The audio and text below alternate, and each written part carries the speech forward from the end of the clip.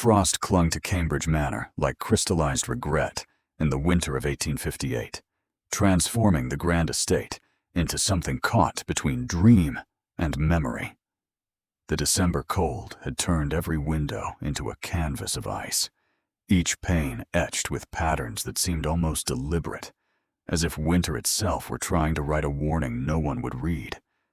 The gardens lay buried beneath snow that glittered under the rising moon, and the marble statues stood like frozen sentinels, their stone faces turned toward the house as though waiting for something long overdue. Millie Jarvis paused before the towering oak doors of the main hall, her breath forming small clouds in the frigid air. Her fingers, cold despite her gloves, held tightly to William's small hand, one fragile point of warmth against all that frozen stillness. The boy's grip was desperate, trusting, as if he sensed that beyond these doors lay a judgment that could unmake everything they had built together. She wore deep plum silk, mourning but not quite black, a careful compromise between grief and defiance. The dress was modest, high-necked, with long sleeves that covered her wrists, yet there was something in the cut of it that refused to apologize. Her auburn hair had been pinned with deliberate precision, swept back to expose the graceful line of her neck, and, if one looked closely, the faint scar hidden at her hairline, a thin white mark that caught the lamplight like a brand. A reminder of what she had survived, what she had lost, what had been taken, and what she had clawed back from death itself. Beyond the wooden panels, violins shimmered beneath the low hum of conversation and muted laughter. The sounds of a world that had buried her 7 years ago, a world that had moved on without pause, without question, without her. William looked up at her, his brown eyes wide with a mixture of hope and terror. He was 8 years old, small for his age, with fair hair that refused to stay properly combed, no matter how she tried. "Will he remember you, Mama Millie?" he whispered, as if afraid to disturb the hush that surrounded them. Millie's throat tightened. She had no answer that didn't taste like fear. "I don't know, darling," she said softly, kneeling to adjust the collar of his coat. The gesture lingered a heartbeat longer than necessary, her fingers smoothing the fabric as if she could shield not only his small body, but her own wavering courage. "But we must be brave, both of us. Will they take me away?" The question was so quiet she almost didn't hear it. "No." The word came out fiercer than she intended.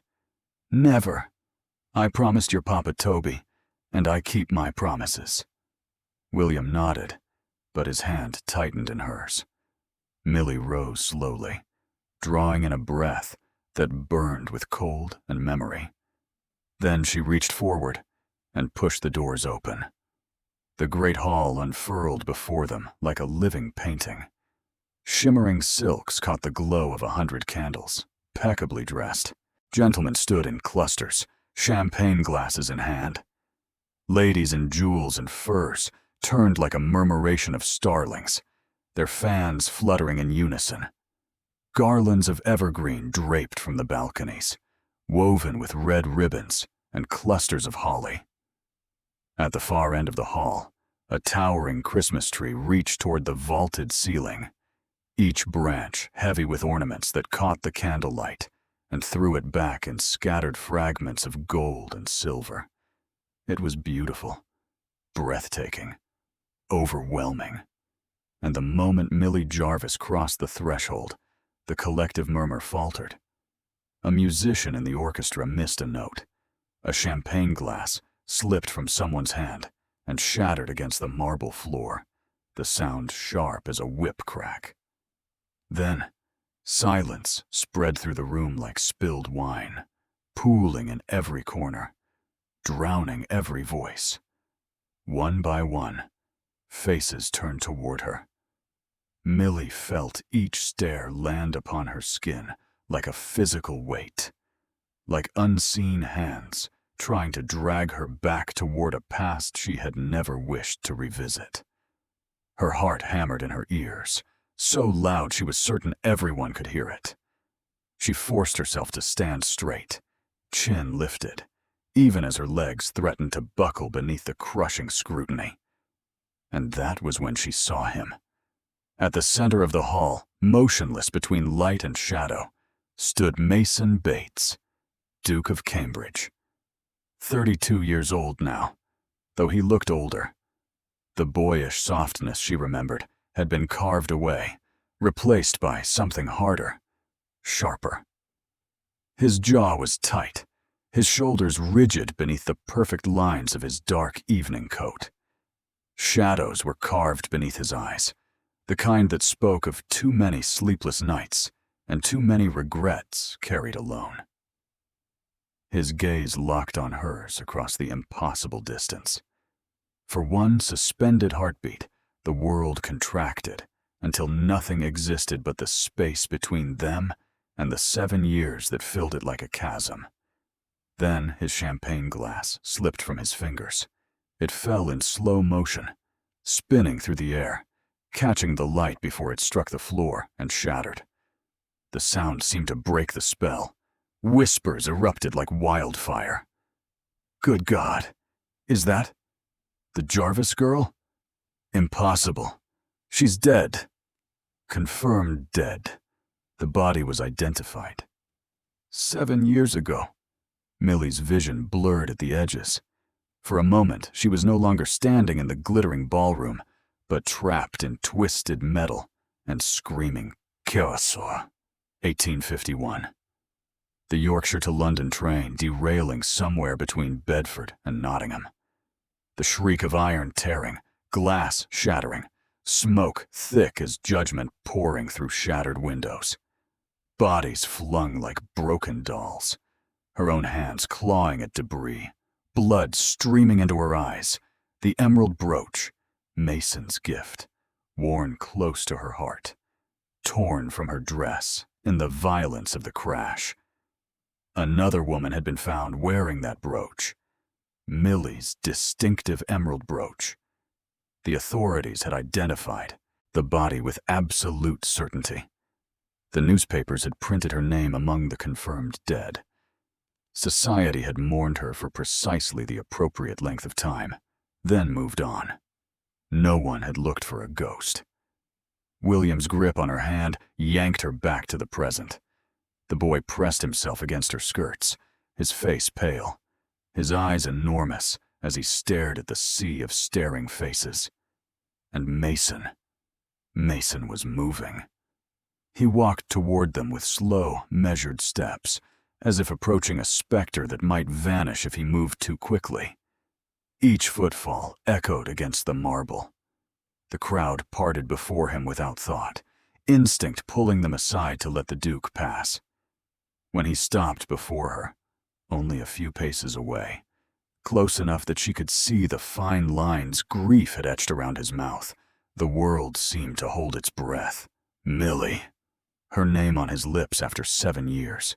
It was half question, half accusation, shaped by a voice rougher than she remembered, weighted with things she couldn't begin to name. She lifted her chin, forcing herself to meet his eyes. They were the same shade of gray-green she'd seen in dreams and nightmares both. Your Grace. The title fell between them like a wall, like a verdict, like the death certificate that had declared her gone. Mason flinched. Barely. Just the slightest tightening around his eyes. But she saw it, felt it like a blade. His gaze dropped to William, and something in his expression fractured. Not anger, not joy.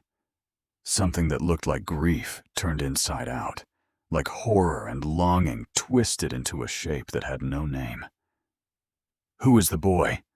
His voice was controlled, too controlled, the kind of calm that felt more dangerous than any shout. Millie drew a breath that scraped her throat. My stepson, William Payne. The name landed like a physical blow. pain. She was married. She had lived. She had chosen another life, another name, another family. Mason's jaw tightened until she could see the muscle jump beneath his skin. He stared at her as if she were a puzzle whose pieces refused to fit, as if the woman standing before him bore no resemblance to the one he had mourned. 7 years, he said at last, so quietly only she could hear. 7 years, Millie. She had no answer that would not shatter them both. The silence stretched, taut as a bowstring, until finally a voice from the crowd broke it. "Your Grace, should we continue the—" "Yes." Mason's voice rang out, ducal and commanding, though he never took his eyes from hers. "The celebration continues." A ripple of uncertain movement. The orchestra resumed, hesitant at first, then gradually fuller. Conversation returned in fevered whispers, but no one approached Millie. No one dared. Mason turned back to her, and for the first time since she had entered, she saw not the Duke, but the man beneath, exhausted, wounded, barely holding himself together. "Come with me," he said. Not a request. A command dressed in courtesy's thinnest veneer. Millie looked down at William. The boy clung to her skirt, eyes enormous, trembling. She wanted to refuse, wanted to turn and flee back through those doors and vanish once more into the snow. But she had come here with a purpose, carrying a truth that had to be delivered. She nodded. Mason turned and walked. Millie followed. William pressed against her side, and together they crossed the glittering hall beneath 100 watching eyes, moving toward whatever judgment or redemption waited beyond. Mason's private library was a sanctuary, carved from mahogany and silence. Here, away from the glittering performance of the great hall, the air smelled of leather bindings, wood smoke, and something deeper.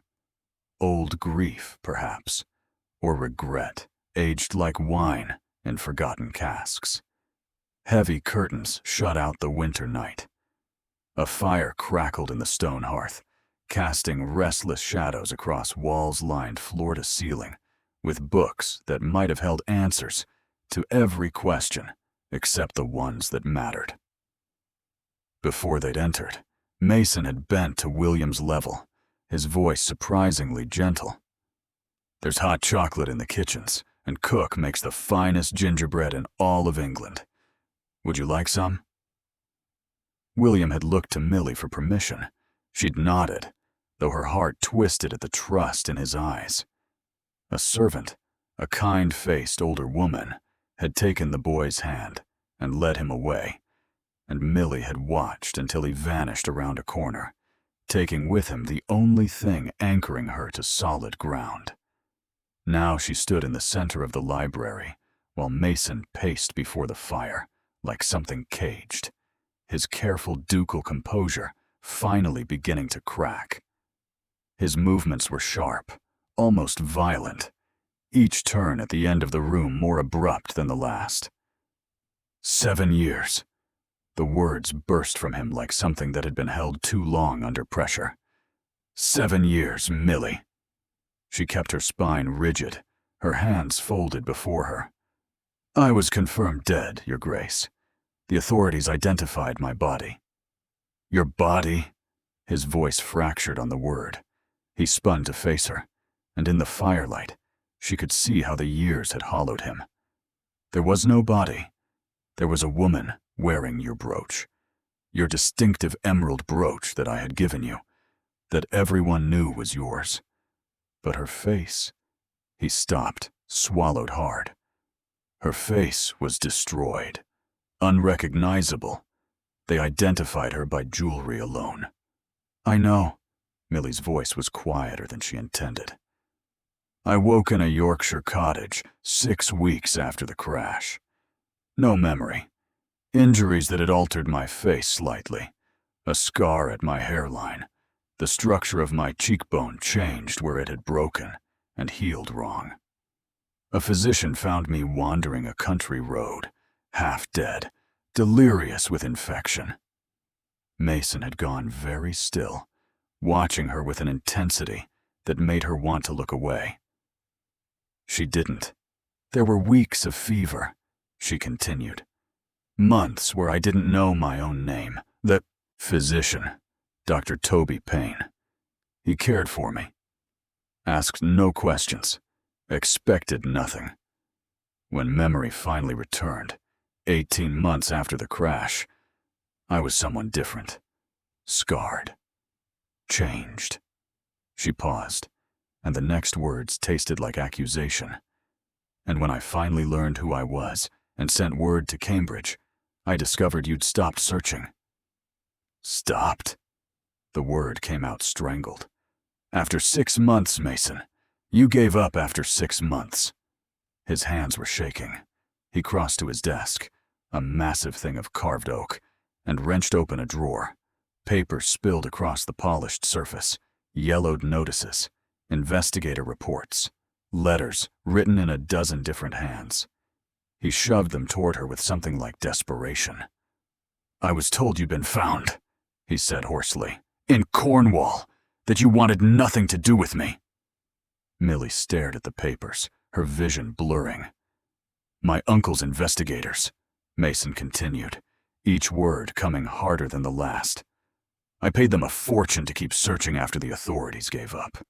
They told me, they swore to me, that you'd been located, that you'd started a new life deliberately, that seeing me would cause you distress, that you'd made it clear you wanted no contact. His hands braced against the desk as if it were the only thing holding him upright. They said you'd chosen to disappear, Millie. And God help me, I believed them. Because grief makes men desperate for endings, even cruel ones. Because continuing to search for a ghost was destroying me, and they offered me permission to stop drowning. His voice dropped to something barely audible. So yes, I stopped, because I thought you wanted me to. The silence that followed felt like something alive, breathing between them. Millie's anger, the rage she'd carried like armor for so long, wavered. They had both been deceived, both wounded, both left to piece together lives from the wreckage of lies. But the gap remained, vast as an ocean. And Lady Constance Hartley? The name came out sharper than she intended. I read about your engagement announcement, 1855. The papers were quite detailed about the Duke of Cambridge moving forward with his life. Mason flinched as if she'd struck him. A political arrangement. My uncle's doing. He said it was time. That you would have wanted me to find happiness. That continuing to mourn was disrespectful to your memory. His laugh was bitter, broken. It never happened. I couldn't go through with it. Because I was already married, Your Grace. Each word fell like a stone into still water. To Dr. Toby Payne, the man who saved my life when no one else even knew I was alive to be saved. The name hung between them, Toby Payne, the man who had held Millie while Mason grieved, who had given her a home and a son, and 7 years of gentle, uncomplicated devotion. Mason turned away, his shoulders rigid. For a long moment, the only sound was the fire's crackle and pop. A knock at the door broke the terrible silence. Your Grace? A servant's muffled voice. The young master is asking for his mother. Millie moved instinctively toward the door, but Mason's voice stopped her. Why are you here, Millie? He hadn't turned around, but she could hear everything he wasn't saying in the careful control of his tone. After all this time, after everything, why come back now?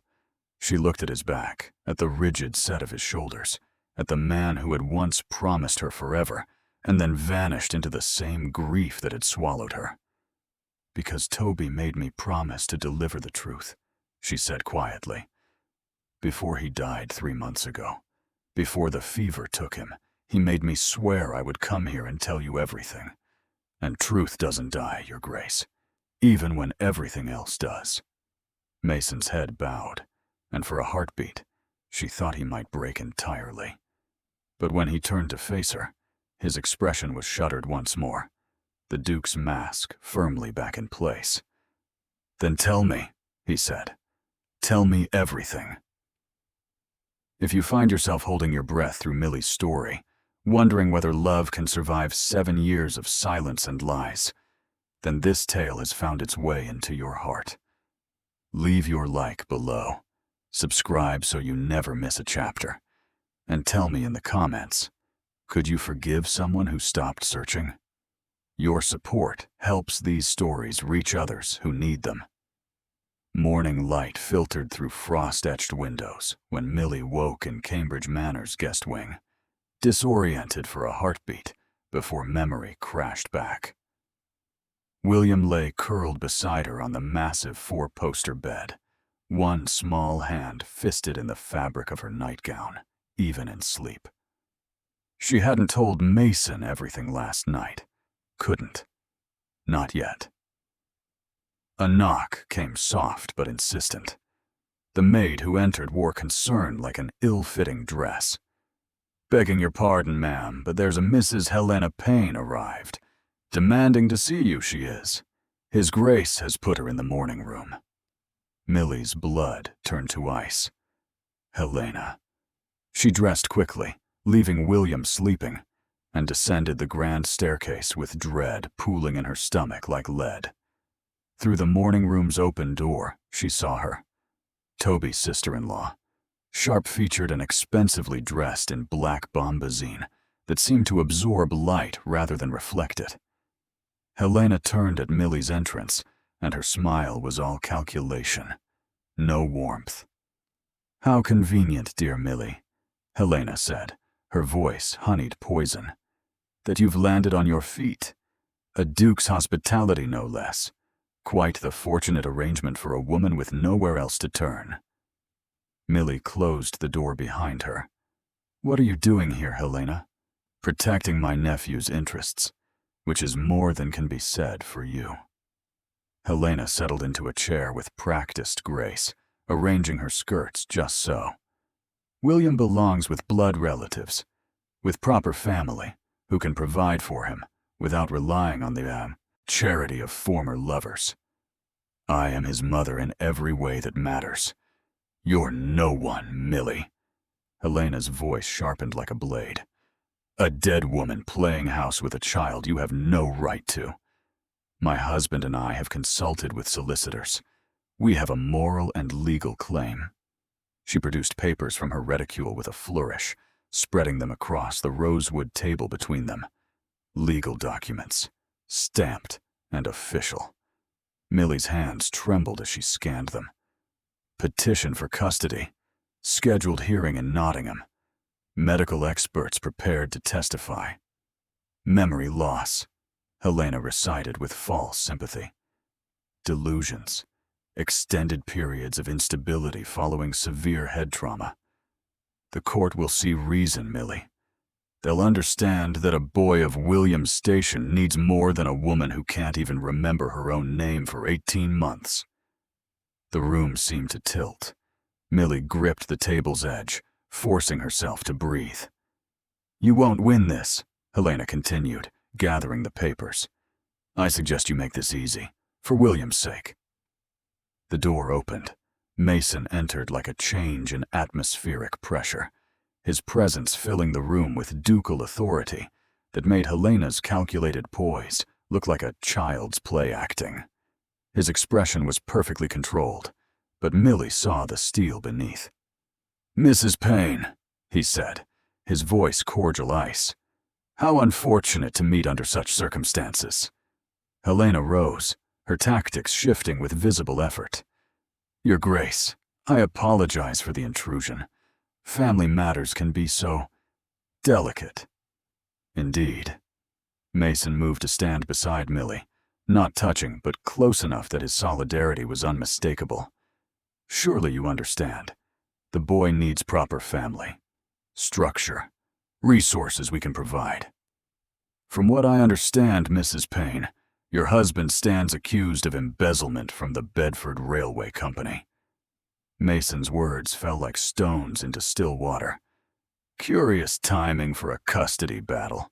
One might almost think you need access to young William's inheritance from his father. Helena's mask cracked just slightly. "You have no proof of such slander, Your Grace, don't I?" Mason's smile was terrible in its politeness. "Mrs. Jarvis, Mrs. Payne, is under my protection, as is the boy. You'll find the courts less sympathetic than you anticipate when they learn the true nature of your financial difficulties." The silence stretched taut. Helena's jaw tightened. She gathered her papers with sharp, angry movements. "This isn't over."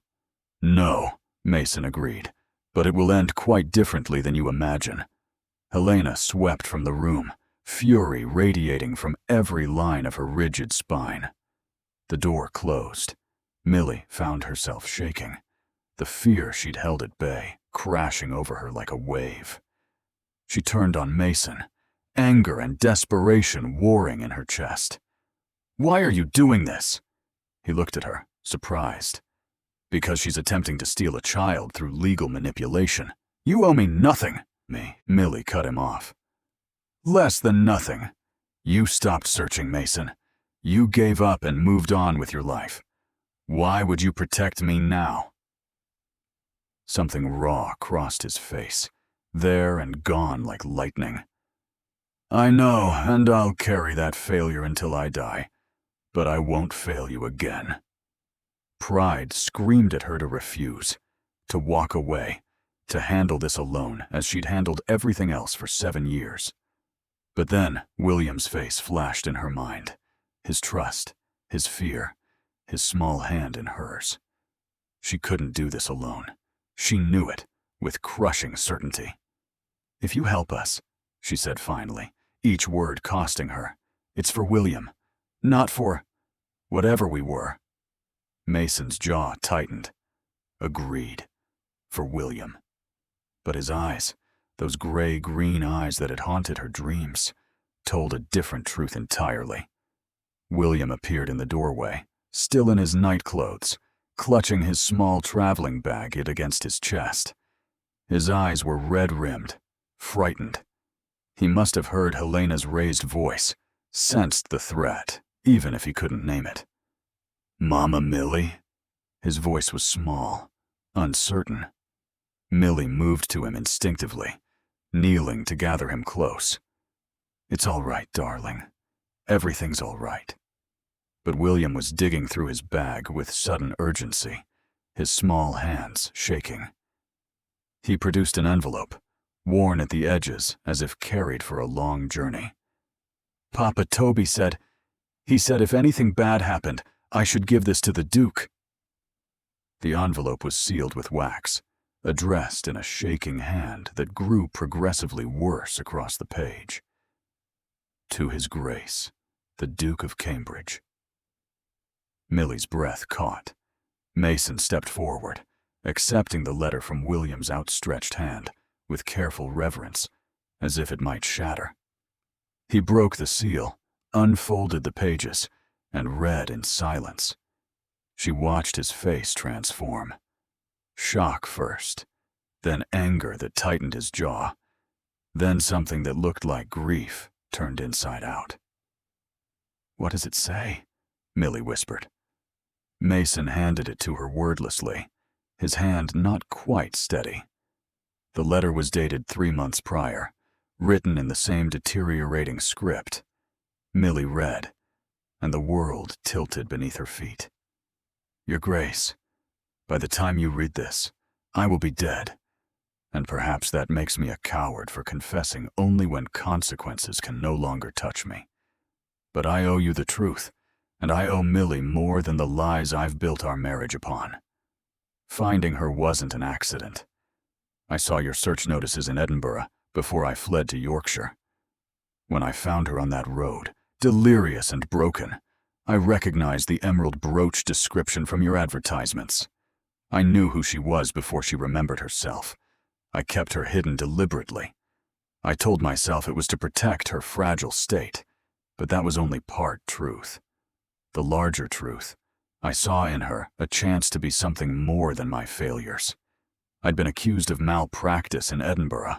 A nobleman's wife died under my care. The circumstances were suspicious. I was guilty only of incompetence, not malice, but guilt enough to ruin me.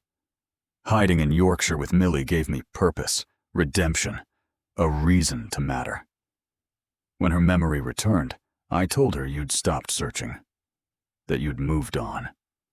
She believed me because grief makes us susceptible to cruel narratives that confirm our worst fears. I'm not asking forgiveness. I don't deserve it. But I am asking you to protect them. Helena and her husband have been bleeding William's inheritance dry. I've enclosed documentation, embezzlement records, forged signatures, threats made against Millie should she resist their custody claim. Protect them, Your Grace. I failed Millie by keeping her from you. Don't fail her by letting Helena win. With what remains of my honor, Dr. Tobias Payne. The letter fell from Millie's trembling hands. Everything she'd believed about her marriage, her life, the choices she'd made, all of it built on Toby's careful deception. He lied, she whispered. The entire time, he lied. Yes, Mason said quietly. But he also saved my life. Her voice cracked. Married me to protect William when his brother died. Loved me in his broken way, even while dying himself. Dying! Mason's head came up sharply. Consumption. The word tasted like ash. He hid it so well. The coughing fits he blamed on winter cold. The weight loss attributed to worry. He was dying the whole time we were married, and I never knew. William pressed closer, not understanding the adult complexities unfolding above his head, knowing only that his mama Millie was crying. Did I do wrong? Papa Toby said the letter would help. No, darling. Millie pulled him tight, her tears falling into his fair hair. You did exactly right. Mason's anger had softened into something more complicated. Understanding, perhaps, or recognition of how thoroughly fate had manipulated them all. He knelt beside them both, his voice gentle in a way that broke something in Millie's chest. He loved you enough to confess. That counts for something. Millie wept then. For Toby. For lost years. For the cruel machinery of fate that had ground them all beneath its wheels. Within the hour, Mason had summoned his solicitor. Edmund Hartwell arrived with the efficiency of a man accustomed to ducal urgency, sharp-minded and discreet, carrying leather satchels full of legal remedies. They spread Toby's documentation across Mason's desk. Bank statements showing systematic withdrawals, forged authorizations bearing William's supposed signature, correspondence between Helena and her husband, detailing their scheme. Damning, Hartwell murmured, adjusting his spectacles. But Your Grace, we have a more fundamental problem. Mrs. Payne, that is, Mrs. Jarvis, she's legally dead.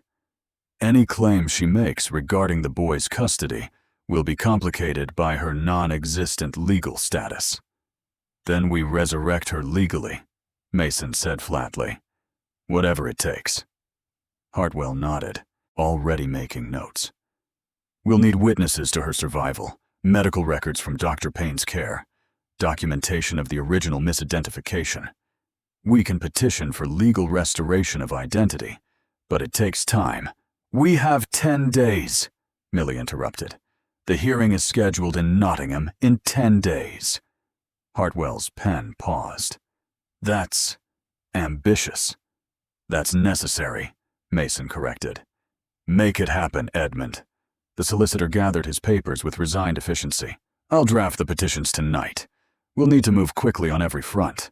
Exposure of Helena's crimes, restoration of Mrs. Jarvis's identity, securing testimony regarding William's care.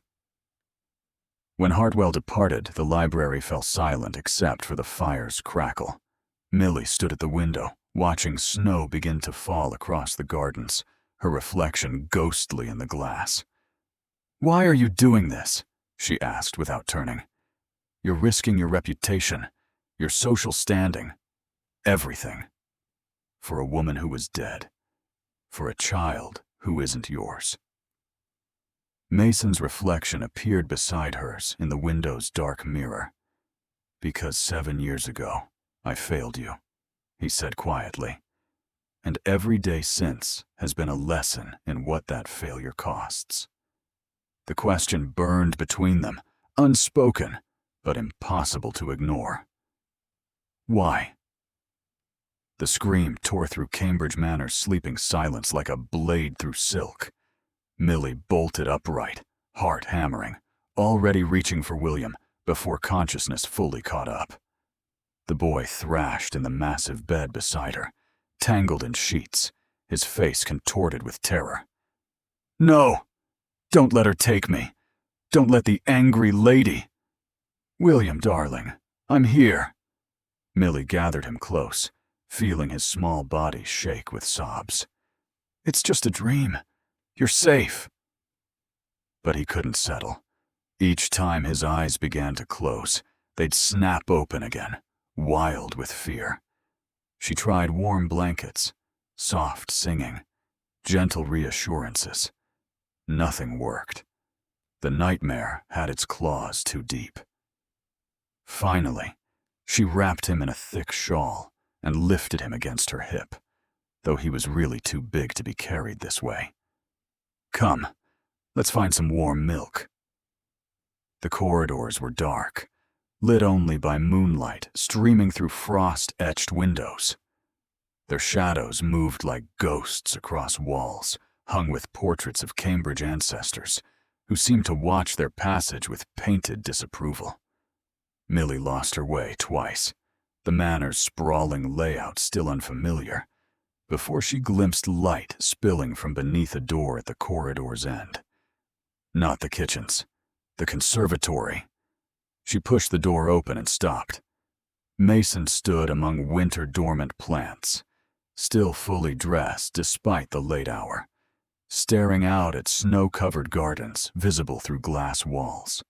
Lanterns hung from iron hooks cast warm pools of light across terracotta tiles and sleeping rose bushes. He looked like something from a painting himself, solitary, haunted, impossibly alone. He turned at their entrance, and his expression transformed when he saw William's tear-stained face. "Bad dreams?" His voice was gentle in a way Millie hadn't heard in 7 years, soft enough that it made her chest ache. William nodded against Millie's shoulder, still hiccuping with leftover sobs. Mason crossed to them, moving slowly, as one might approach a frightened animal. "I had nightmares once, after my brother died. Want to know what helped?" William lifted his head slightly, curious despite his fear. "The Christmas tree," Mason continued. "All those candles burning. I'd lie in bed and count them, one by one. Focusing on each light helped calm my mind." He gestured to the conservatory's lanterns hanging like captured stars. "Count them with me. 1 candle for every fear we send away." William straightened a little, his mathematical mind catching on the challenge. 1, he whispered, pointing to the nearest lantern. 2, Mason said, indicating another. 3. Millie watched her son's fear gradually loosen its grip as he counted, his voice growing steadier with each number.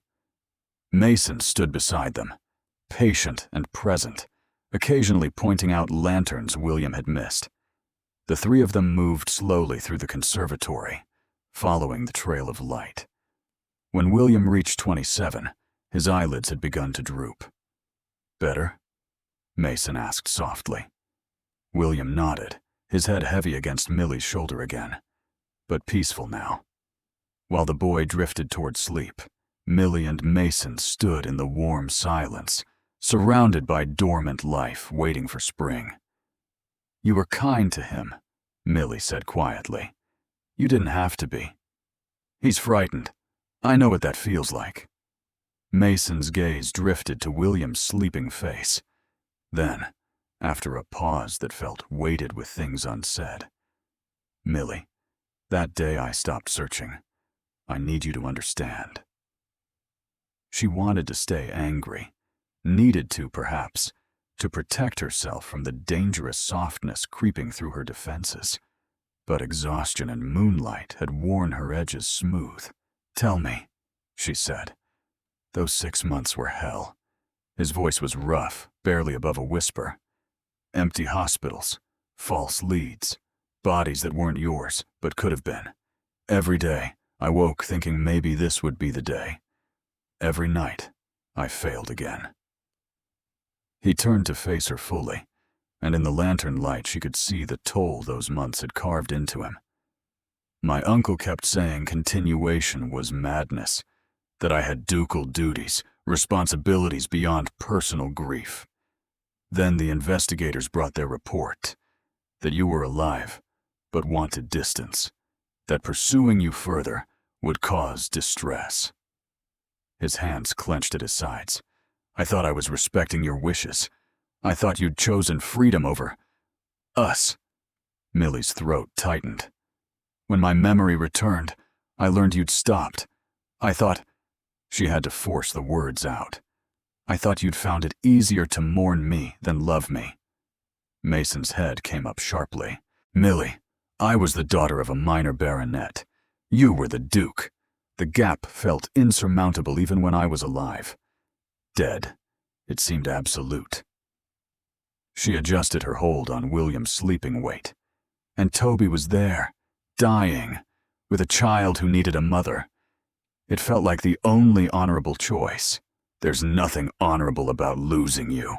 Mason's voice broke on the last word. William stirred, mumbling in his sleep. "Mama, are you sad?" Millie smoothed his hair with gentle fingers. "No, darling, just remembering." "Should go back to bed," William murmured, already sinking deeper into sleep. Mason moved without asking, carefully lifting the boy from Millie's arms. William settled against the Duke's shoulder, as if he'd done so 1,000 times before. They walked through darkened corridors together, neither speaking, the silence between them no longer quite so sharp. At the guest room door, Mason transferred William back to Millie's arms, with careful reverence. Their hands brushed in the exchange, palm against palm, fingers briefly tangled.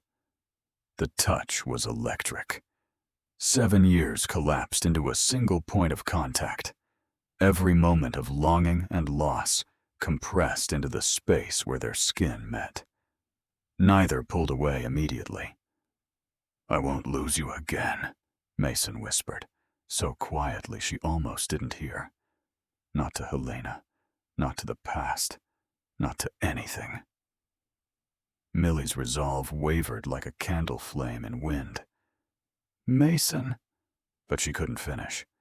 Couldn't voice the truth that had been building in her chest since the moment she'd walked into that ballroom and seen him standing there, broken and whole all at once. The truth was too large, too frightening, too certain to speak aloud in the moonlit corridor of a house that felt increasingly like it might remember what home meant. Frost transformed the Nottingham courthouse windows into something that resembled shattered glass, each pane fractured with ice crystals that caught the weak December morning light. Millie entered through heavy oak doors, her moss-green dress, Mason's intervention with a London dressmaker, marking her as something between mourning and hope. William's hand was locked in hers, his small suit making him appear even more vulnerable, a child dressed for adult judgments. Helena waited like a predator in expensive black silk, her solicitor, Mr. Grimshaw, beside her, a thin man with eyes like calculation-made flesh. The courtroom smelled of wood polish and old paper, justice rendered in leather and ink. Millie took her seat across the aisle from Helena, feeling the weight of watching eyes, hearing the whispers that followed her like ghosts. The dead woman? Impossible, yet here she stands. Poor Duke of Cambridge, what scandal! Grimshaw rose when the judge, a severe man named Thornbury, called proceedings to order. His opening was surgical in its cruelty. Your Honor, we present evidence of mental instability resulting from severe trauma. Mrs. Payne, if she can even be called that, possesses no legal identity. She is, by all official records, deceased. Furthermore, she experienced complete memory loss for 18 months, a condition that medical experts agree causes permanent personality changes, delusions, and unreliability. He called his medical expert, a Dr. Whitmore, who'd never examined Millie, but spoke with damning confidence about amnesia victims' inability to maintain stable relationships or rational thought. Then Helena took the stand. Her performance was masterful, tears that didn't quite fall, voice trembling with perfectly calibrated emotion. William's father was my husband's brother. Blood ties matter, Your Honor. The boy deserves family who won't vanish or forget him. Who are... She paused, letting the word hang. Stable. Whispers rippled through the gallery like wind through dead leaves. Millie's hand shook in her lap. William pressed closer, and she could feel him trembling. Then Hartwell rose. Mason's solicitor moved with the precision of a man who'd sharpened his arguments on far more formidable opponents than Grimshaw. Your Honor, I present a letter from Dr. Tobias Payne, written shortly before his death from consumption. In it, he confesses to deliberately concealing Mrs. Payne's survival from the Duke of Cambridge. He read passages aloud, Toby's confession, his reasons, his final plea for protection. The courtroom erupted in shocked murmurs. Furthermore, Hartwell continued, raising his voice over the chaos, Dr. Payne documented extensive evidence of embezzlement by Minna Helena Payne's husband, systematic theft from Bedford Railway Company investors, forged signatures using young William's name, and threats made against Millie Payne should she resist their custody claim. Grimshaw shot to his feet. Objection! These are forgeries, lies from a dead man who cannot be questioned. Judge Thornbury's gavel cracked like thunder. I'll determine what is admissible, Mr. Grimshaw. Continue, Mr. Hartwell. Hartwell produced witnesses, railway officials who testified about missing funds, bank clerks who identified forged documents, medical records confirming Toby's terminal diagnosis. Helena's composure fractured like ice under pressure, her face going pale, then flushed with barely contained rage. These accusations are absurd, she hissed when recalled to the stand. My husband is a respected... Your husband is currently under investigation by the Metropolitan Police, Hartwell interrupted smoothly, and has fled to the continent to avoid arrest. The courtroom dissolved into chaos. Judge Thornbury's gavel rang out repeatedly before order restored itself like water finding its level. When silence finally fell, he looked down at William with unexpected gentleness. I'll hear from the boy. Millie's heart stopped. William's hand tightened convulsively in hers. It's all right, darling, she whispered. Just tell the truth. William walked to the witness box on legs that barely held him, so small he had to stand to see over the rail. Judge Thornbury's expression softened further. Do you feel safe with Mrs. Payne? Yes, sir. William's voice was barely audible. Mama Millie promised Papa Toby she'd never let them take me. And do you wish to stay with her? William's gaze traveled from Helena's fury to Mason's rigid stillness, to Millie's tear-bright eyes. "She keeps promises," he said, louder now. Not like some people." The implication hung in the air. Mason's failure, the years he'd stopped searching, the broken faith between adults that children always knew more about than anyone realized. Mason's face went white, but he didn't look away from William's accusatory stare. Judge Thornbury reviewed papers in heavy silence, then spoke with careful deliberation. "I find no proof Mrs. Payne influenced Dr. Payne inappropriately. The evidence suggests quite the opposite, that she acted in good faith throughout. However, Mrs. Payne's legal status remains deeply problematic. She is, by official record, deceased." Grimshaw seized the opening like a drowning man grasping rope. "Precisely, Your Honor. She doesn't legally exist." "Which is why," Thornbury continued, voice hardening, "I'm granting temporary guardianship to Mrs. Payne for 6 months. In that time, she must restore her legal identity through proper channels. Failure to do so will reopen this custody matter." Mason stood, his voice carrying ducal authority that made even the judge pause. "Your Honor, I will personally sponsor Mrs. Payne's legal restoration. Whatever resources or testimony required, I pledge them." Gasps echoed through the gallery. A duke publicly backing another man's widow, tying his reputation to hers. Judge Thornbury nodded slowly. "Very well. Mrs. Helena Payne's petition is denied. Court adjourned." The gavel fell with finality. Helena stormed past, her hiss barely audible, but venomous. "This isn't over." William collapsed against Millie, relief making him boneless. She caught him, holding tight, feeling her own knees threaten to buckle. Mason approached slowly. William looked up, then, surprising them all, reached toward the Duke. "Thank you, sir." The expression that crossed Mason's face nearly broke Millie. Surprise, tenderness, and pain so profound it had no name. He took William's small hand carefully, as if handling something infinitely precious and fragile. Outside, snow had begun to fall again, coating Nottingham's gray stones in white. "You didn't have to claim me publicly," Millie said quietly, watching snowflakes catch in Mason's dark hair. "Society will crucify you." Mason looked at her, and his eyes held 7 years of grief, turned finally toward hope. "Let them try," he said. "I've already lost you once to lies. I won't lose you to silence."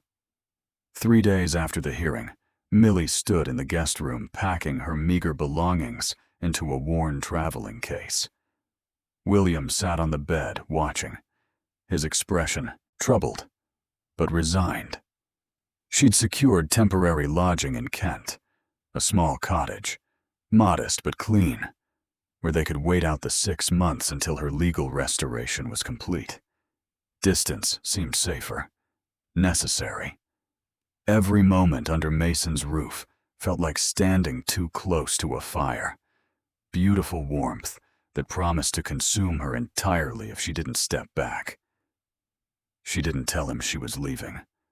Couldn't bear the conversation, the questions, the weight of his gray-green eyes asking things she had no answers for. Better to simply go. Cleaner, kinder to them both. Mason learned from the servants instead.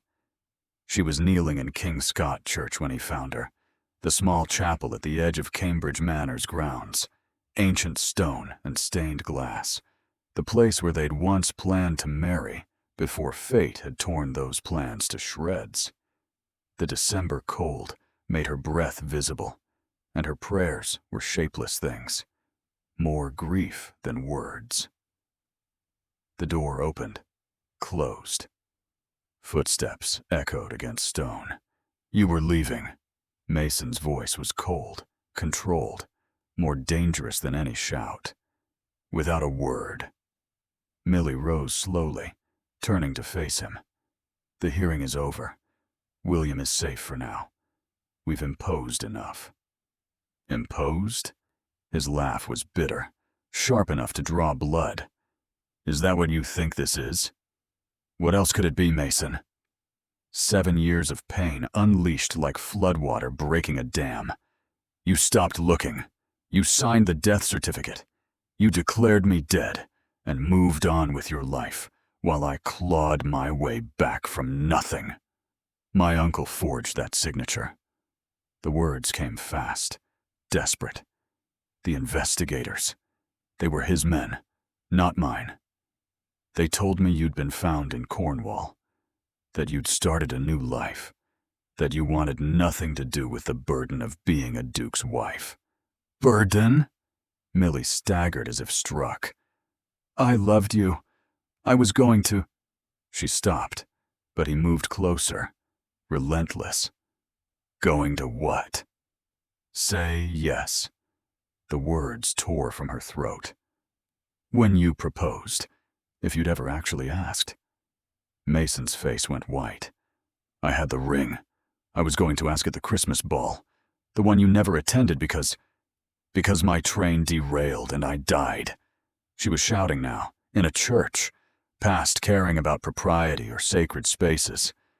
Because the universe decided we didn't deserve happiness.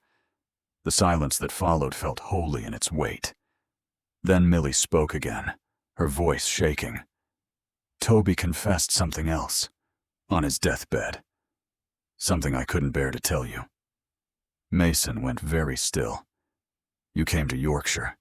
You were within miles of us. What? 1852. Spring. Toby saw you asking questions in the village. Each word fell like stones into deep water. He told you the cottage was quarantined for scarlet fever. You left. The color drained from Mason's face entirely. He gripped the nearest pew as if it were the only thing keeping him upright. I was there. I could have... We were both pawns, Mason. Millie's anger broke into grief, hot tears streaming down her cold cheeks. In everyone else's games, your uncle's ambitions, Toby's desperation, the investigators' greed. We never had a chance. I should have searched forever. His voice cracked like ice breaking. I should have torn England apart stone by stone. Should have never believed them, never stopped, never. I should have sent word the moment I remembered. Millie interrupted, her own voice breaking. No matter what I'd heard about you moving on. Should have fought harder, demanded the truth, refused to accept. They were both crying now. Years of might-have-beens, drowning them in the chapel's cold air. I loved you. Mason's words were raw, stripped of every defense. I love you. 7 years hasn't changed that. Not your death, not your resurrection, not another man's ring on your finger. None of it changed what you are to me. I know. The admission felt like free fall, like stepping off a cliff into nothing. God help me, I know, because it hasn't changed for me either. The confession hung between them like something sacred and terrible all at once. Mason closed the distance between them, his movements careful, as if she might vanish like smoke if he moved too quickly. They stood inches apart, breath mingling in clouds of cold air, 7 years collapsing into the space of a heartbeat. Then why are you leaving? His voice was barely above a whisper. Because I don't know how to be near you, without falling apart. Millie's words trembled. Because William needs stability, not my broken heart on display. Because this, us, it's too much, too fast, too impossible. Your heart isn't broken. Mason's hand rose slowly, carefully, until his palm cupped her face with devastating gentleness. It's surviving. Like you. Like we both are. His thumb traced the scar at her hairline, the mark that had made her unrecognizable, that had kept her dead to the world that knew her. "Stay," he whispered. "Please." Millie's resolve crumbled like ancient stone. "For how long?" "As long as you'll let me love you." They leaned toward each other, pulled by gravity older than reason, closer and closer until she could feel the heat of him, could count his heartbeats, could taste the possibility of his mouth against. The church door opened with a sound like thunder. "Mama?" William's voice, worried and small. A servant stood behind him, apologetic. "Are you all right? You've been gone so long." The spell shattered. Millie stepped back, Mason's hand falling away from her face, leaving her skin cold where his warmth had been. She turned to William, forcing a smile that felt like breaking. "I'm fine, darling. Just saying goodbye." But when she glanced back at Mason, his eyes held something that looked like forever refusing to accept endings. Something had shifted, irrevocably. They both felt it, the fault line between past and future finally beginning to heal, or perhaps to break, completely. Only time would reveal which. Millie agreed to stay through Christmas. For William's sake, she told herself, watching the boy's face light with relief when she announced they wouldn't be leaving after all. Mason's hope was careful, guarded like something precious that had been broken before. But it was present in the way his shoulders lost their rigid set, and how his eyes followed her across rooms. That evening, after William had been tucked into bed with a story about brave knights and their promises, Mason found Millie wandering the manor's corridors. She'd been unable to settle, restless with things unsaid and half-spoken truths still burning on her tongue. "There's something I need to show you." His voice was quiet, almost hesitant. He led her through familiar passages to his private library, the room that smelled of leather and wood smoke and old grief. But this time, he went to his mahogany desk and produced a small key from his waistcoat pocket. She watched him unlock a drawer she'd never noticed before, hidden in the desk's ornate carvings. Inside lay bundles of letters tied with black ribbon. "I wrote to you."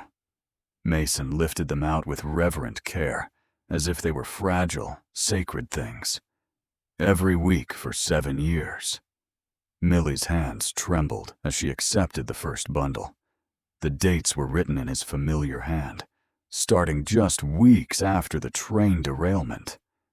She unfolded one at random, and his words swam before her tear-blurred vision. "My dearest Millie. The investigation continues. Every lead ends in nothing. I refuse to believe you're gone. The world feels wrong without you in it, like a song with missing notes that no one else seems to hear." Another, dated months later, September 1853. "I saw a woman with auburn hair today at the market. For a moment, just one impossible moment. I thought..." The sentence ended there, unfinished, as if continuing had been too painful. "I never sent them," Mason said quietly, "because you were dead. But I couldn't stop writing. It was the only way to keep you alive, somehow." Millie read through tears that wouldn't stop falling. Letters chronicling his life, his guilt, his enduring love. Some were journal entries about ducal duties that felt meaningless. Others were raw confessions of longing. Some were simply descriptions of his day, written as if she might read them tomorrow. She broke entirely, pressing the letters against her chest, as if she could absorb them into her skin. "Mason, wait." She reached into her bodice with shaking fingers, withdrawing a carefully folded paper worn soft at the creases. "I need to show you something too." She unfolded it, a charcoal sketch, lines both confident and desperate. Mason stared at his own face rendered in graphite, younger, smiling, The man before grief had carved him into something harder. It was astonishingly detailed, clearly drawn from memory, with aching precision. "I drew this when my memory returned," Millie whispered, "trying to capture your face before I forgot again, before time erased you completely." She produced others from the hidden pocket she'd sewn into her traveling dress. His hands, his profile, the particular way his hair fell across his forehead. Details she'd clung to like lifelines. I told myself it was just memory preservation, but I was lying to myself. Her voice cracked. "I was trying to keep you." Mason traced the sketch with fingers that shook, his expression something beyond words. Then he spoke, and his words weren't what she expected. "I'm not asking you to marry me, Millie." Her heart plummeted. Of course. Too much damage, too much pain between them. "I'm asking if you can forgive me enough to let me be part of your life, in whatever capacity you can bear." He looked at her with devastating honesty. Friend, guardian for William, silent supporter, anything. Just don't disappear again. Millie found herself crying and laughing simultaneously, the sound halfway between sob and joy. "You foolish man. I don't want you as a friend." His face fell, hope crumbling like ancient stone. "I want you as you were meant to be." She stepped closer, closing the space between them. "Mine, if you'll still have a woman who's legally dead." Mason's restraint shattered like glass. He pulled her close, not roughly, but with the desperate care of someone handling their last chance at salvation. Their foreheads touched, breath mingling, and she could feel him trembling. "Millie Jarvis," he whispered against her skin. "I would wait 7 more years. 70 more. But if you'll have me." "Yes," she interrupted, fierce and certain. "Yes, but not yet." He pulled back, confusion warring with hope in his expression. "I need to become Millie Jarvis legally again," she explained, her hands framing his face. "To stand before you as myself, not a ghost or a shadow or someone else's widow. I won't marry you as a resurrection. I want to be whole." Understanding dawned in his eyes, and with it, something that looked like pride. "How long?" 6 months. Maybe less, if Hartwell works his legal miracles. However long the process takes to restore what was stolen. "I'll wait." Mason's voice was steady now, certain. "I've learned patience through losing you. I can wait for you to find yourself again." But even as he agreed, she saw him fighting some internal battle. Then he surrendered to it. "I can wait for marriage," he said, his voice dropping to something rough, desperate. "But I can't wait for this." He kissed her. 7 years of longing poured into that kiss. Grief and hope and hunger and homecoming all tangled together until she couldn't tell where her desperation ended and his began. Millie responded with equal fervor, her hands fisting in his coat, pulling him closer, closer, trying to erase 7 years of distance in a single moment. When they finally broke apart, both breathless, foreheads pressed together in the firelight, Mason whispered, "That was worth the wait." They spent the night talking, really talking, about Toby's complicated redemption, about the different shapes grief takes, about William's future, about possibilities that had seemed impossible just days before. Mason shared memories of the 6 months he'd searched, and Millie described the fog of amnesia, the slow, painful return of self. As dawn began to paint the library windows gold and pink, they fell asleep in the wing-backed chairs flanking the fire, hands linked across the small space between them. Still separate, but together. Finally, impossibly, together. If Millie and Mason's journey has gripped your heart, If you found yourself hoping against hope that love can survive death certificates and 7 years of silence, then share this story. Like, subscribe, and comment where you're watching from. These tales of resilience and second chances need your voice to reach others who need them. Your support writes the next chapter. Christmas, 1859. Millie stood before the mirror in her chambers at Cambridge Manor, legally restored as Millie Jarvis, socially rehabilitated. Mostly. The whispers had quieted to murmurs, the scandal softened by time, and Mason's unwavering public devotion. She wore midnight blue silk that caught the candlelight like captured starlight, her auburn hair arranged in soft waves that framed her face. At her throat, pinned with deliberate pride, sat the emerald brooch. The same brooch that had once identified the wrong body, that had declared her dead to the world. Now reclaimed, transformed from marker of false death into symbol of impossible resurrection. William appeared in the doorway, 9 years old now, tall enough that she had to adjust to his growing height each time she looked at him. He wore formal evening wear, with the solemn dignity of a boy becoming a young man. "You look like a princess, Mama," he said, his voice carrying traces of Toby's gentle certainty. Millie's throat tightened. "And you look like a young gentleman." Mason arrived moments later, devastating in black evening clothes, his eyes finding hers in the mirror with an intensity that still made her breath catch after a year of rebuilding what they'd lost. "Ready?" he asked softly. She turned from the mirror to face him directly. "As I'll ever be." They descended the grand staircase together, Millie, William, and Mason, a family forged from wreckage and survival. The ballroom doors opened before them, and the familiar scene unfolded. Shimmering silks, impeccably dressed gentlemen, ladies in jewels. The same guests who'd gasped at her ghostly appearance exactly 1 year ago. Now they watched with fascination. Scandal not quite faded, but transmuted into grudging respect. The Duke, who had loved a dead woman, now escorting her as his acknowledged future Duchess. Society had learned to accept what it couldn't understand.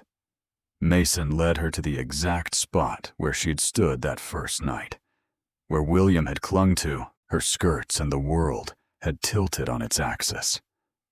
"A year ago, you were a ghost," he murmured against her ear. "Tonight, you're my future." The orchestra began, and Millie's heart stopped. The same waltz, the exact melody from 7 years ago, from the Christmas ball she'd never attended because her train had derailed between Bedford and Nottingham. The ball where Mason had planned to propose with a ring hidden in his waistcoat pocket. He'd asked them to play it. She saw the intention in his eyes, the deliberate reclamation of what fate had stolen. Mason extended his hand. "May I have this dance, Miss Jarvis?" She placed her hand in his, feeling the rightness of it like a key finding its lock. "You may, Your Grace." They moved onto the floor, and the room faded to nothing. There was only the music, the warmth of his hand at her waist, the steady rhythm of their steps, finding synchronization as if 7 years had never passed. "They're still whispering," Millie observed, catching glimpses of fans fluttering, heads bending together. "Let them!" Mason pulled her infinitesimally closer, propriety stretched, but not quite broken. "We've survived worse than whispers." From the staircase, William watched, clutching something against his chest. When Millie caught his eye, she saw he held a small portrait of Toby, the one she'd commissioned in the spring, painted from memory and photographs. His 2 fathers, his mother, all honored, all remembered.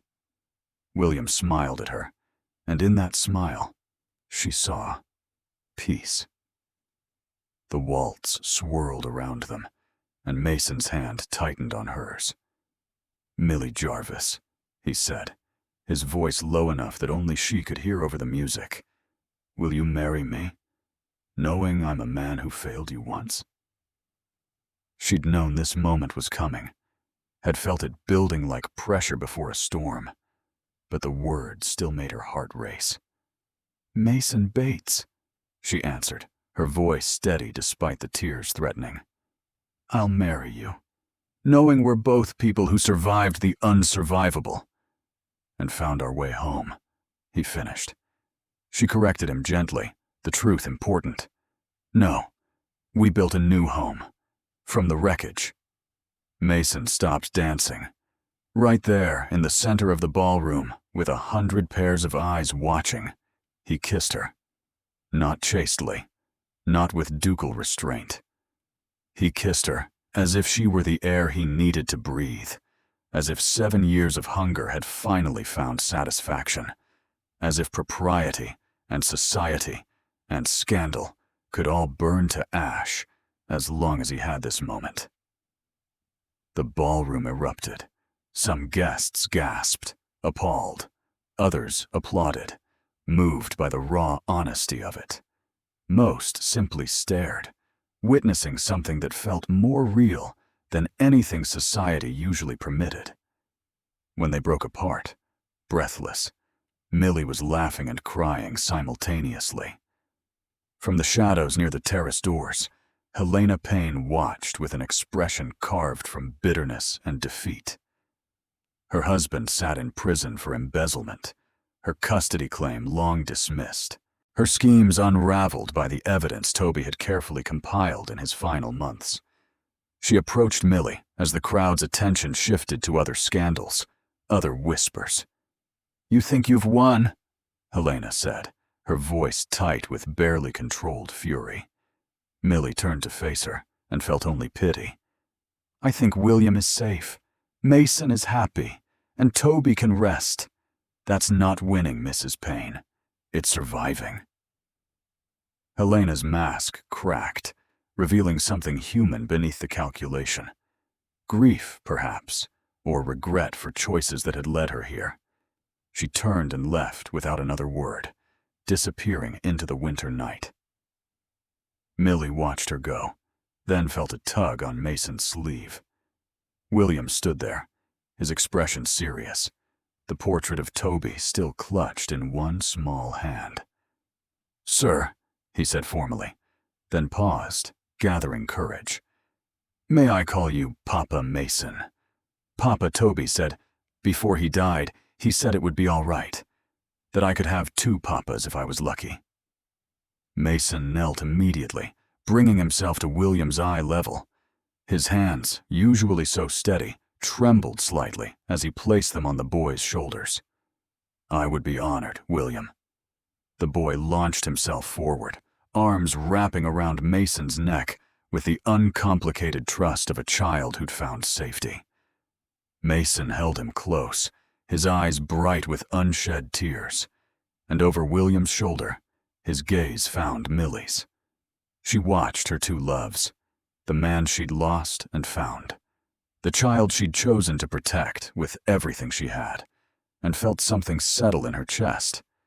Not completion exactly, because she'd learned through suffering that wholeness didn't require another person to make you real, but belonging, connection.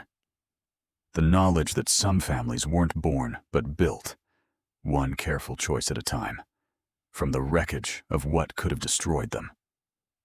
The orchestra played on. Snow began to fall outside the tall windows, each flake catching candlelight like a tiny miracle. And in Cambridge Manor's grand ballroom, 3 survivors held each other close and claimed the future that death and lies and 7 years of silence had tried so hard to steal.